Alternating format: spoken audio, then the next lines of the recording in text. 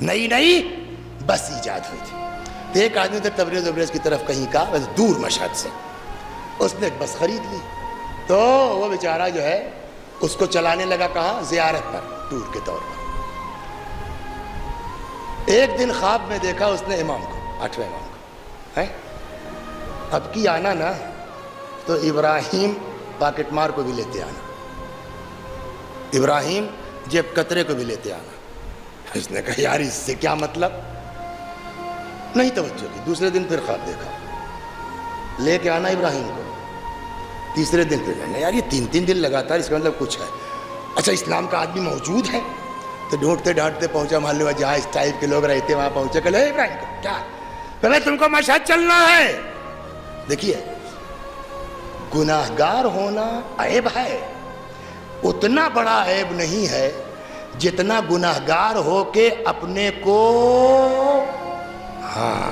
صلوات محمد گناہگار بھی ہیں اور اپنے کو بہت بڑا آیت اللہ بھی سمجھ رہے ہیں. صاحب وسیع صاحب سے بڑا کون ہے؟ کہ یہ سب سے بدتر چیز ہے. گناہگار ہے لیکن احساس اگر ہو نا، ایک حدیث سن لیجیے، سیئۃ تسؤک خیر من حسنۃ تعجبک.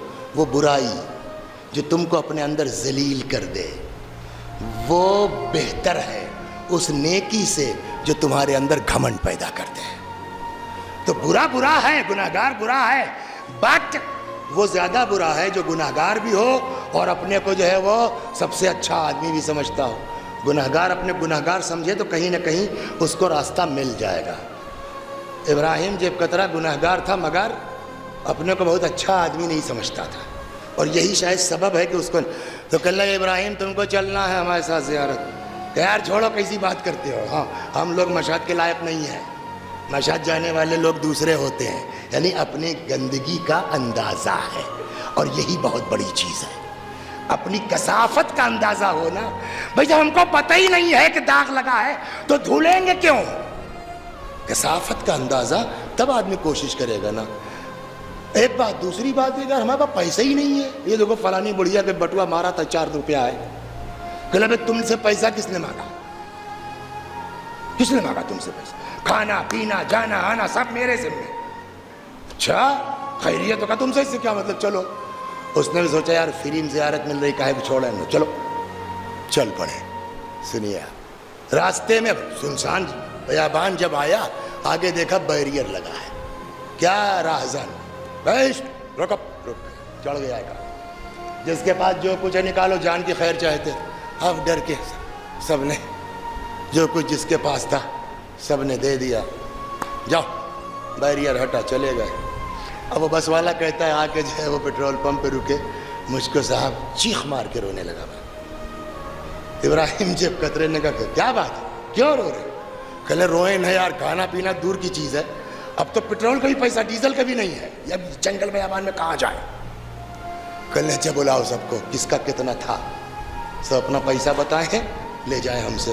تم سے کہاں؟ میں دے رہا ہوں، سب کا دے رہا ہوں، تمہارا دوں گا. اب ایسا میرا 10 تھا، میرا 20 تھا، میرا کل. اب تم بتاؤ ڈرائیور صاحب تمہارا کتنا دوست نے لگا، یہ لو اپنا پیسہ لو.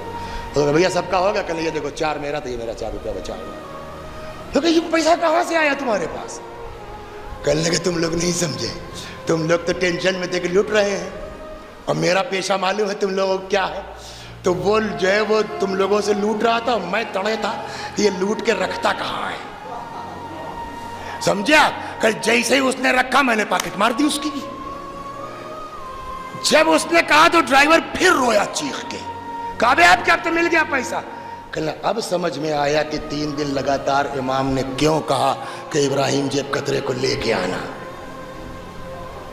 کہتا کیا؟ ابے کیا؟ میرے جیسے گناہگار کے لیے امام نے کہا لے کے آنا. کہتا میری کون سی تم سے رشتہ داری تم کو فری میں لے آؤں گا میں.